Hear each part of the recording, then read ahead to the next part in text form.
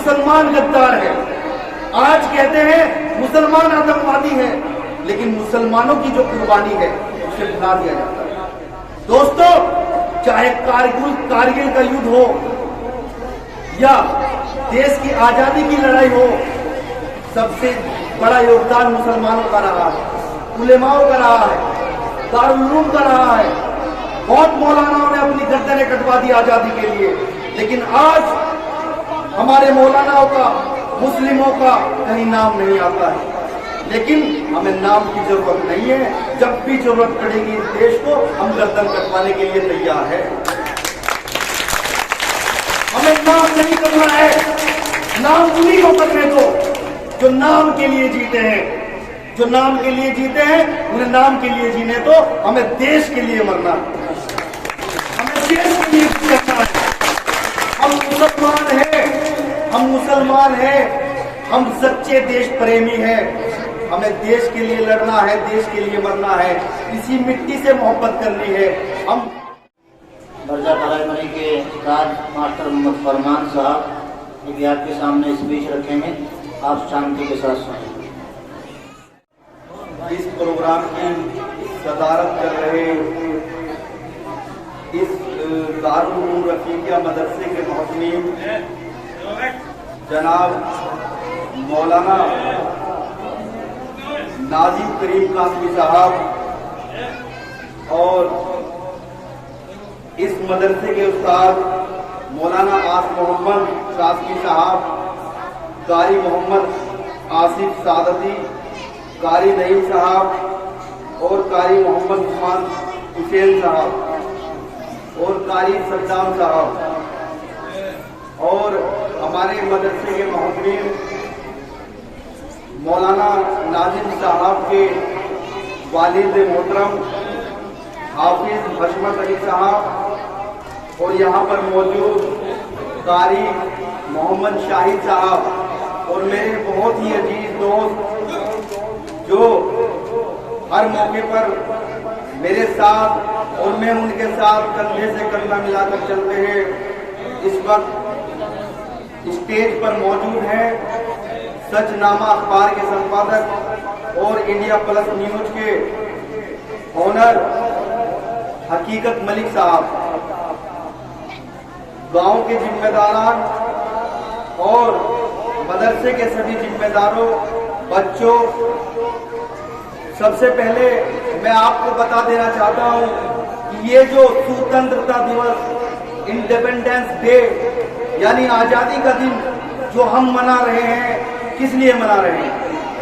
दोस्तों, साथियों और बच्चों, आज के दिन यानी 15 अगस्त को 1947 यानी 1947 को हमारा देश आजाद हुआ। आजाद किन से हुआ था? अंग्रेजों से आजाद हुआ। यानी हमारे देश पर जो हुकूमत थी वो अंग्रेजों की हुकूमत थी। ईस्ट इंडिया कंपनी के नाम से कारोबार करने के लिए हमारे देश में आए थे, लेकिन कारोबार करते करते हिंदुस्तान उन्हें इतना प्यारा लगने लगा कि उन्होंने अपना यहाँ ठिकाना बना डाला।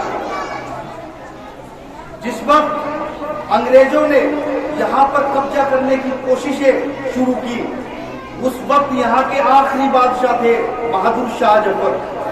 बहादुर शाह जफर सबसे पहले देश के लिए कुर्बानी देने वाले मुसलमान थे, जिनके बेटों के सर उन्हें नाश्ते में जो है पेश किए गए। सबसे बड़ी कुर्बानी देने वाले बहादुर शाह जफर सबसे पहले मुसलमान थे। मेरे दोस्तों, आज इतिहास को बदलने की कोशिश हो रही है। आज कहते हैं कि मुसलमान गद्दार है, आज कहते हैं मुसलमान आतंकवादी है, लेकिन मुसलमानों की जो कुर्बानी है उसे भुला दिया जाता है। दोस्तों, चाहे कारगिल का युद्ध हो या देश की आजादी की लड़ाई हो, सबसे बड़ा योगदान मुसलमानों का रहा है, उलेमाओं का रहा है, दारुल उलूम का रहा है।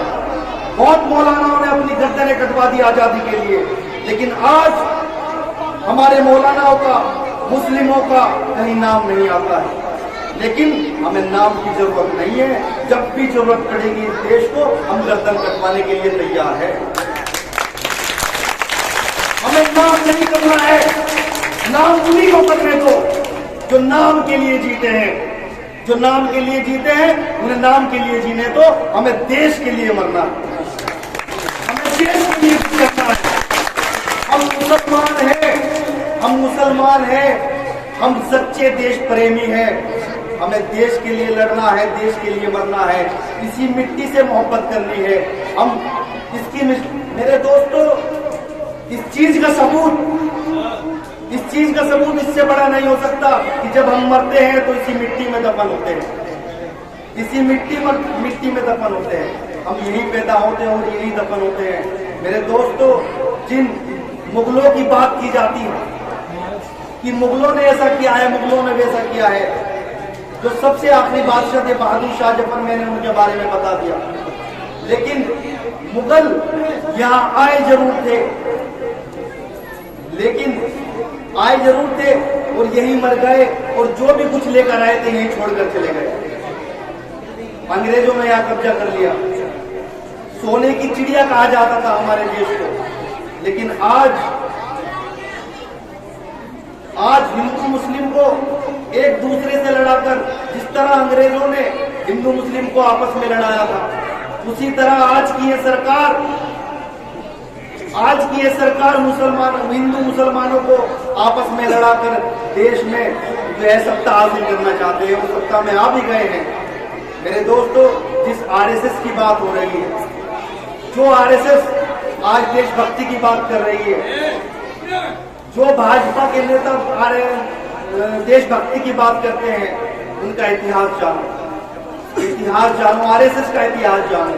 जब इतिहास जानेंगे तो पता चलेगा कि उनका कोई भी योगदान आजादी में नहीं है, किसी भी तरह का योगदान नहीं है। लेकिन आज जबरदस्ती कहा जाता है कि मुसलमान इस देश के नागरिक नहीं है।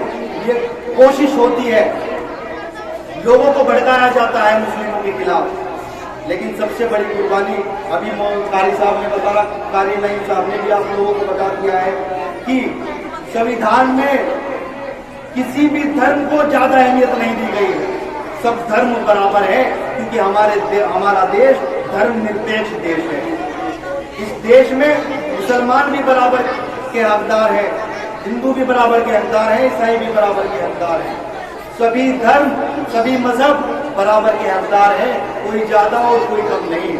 तो अपने आप को कभी ये मत सोचना कि हम हिंदुस्तानी हैं, मुसलमान हैं, खुद को दबा हुआ, कुचला हुआ मत समझना, क्योंकि हम हिंदुस्तानी है। और हिंदुस्तान का मुसलमान अपनी गर्दन तो कटवा सकता है, कभी झुक नहीं सकता।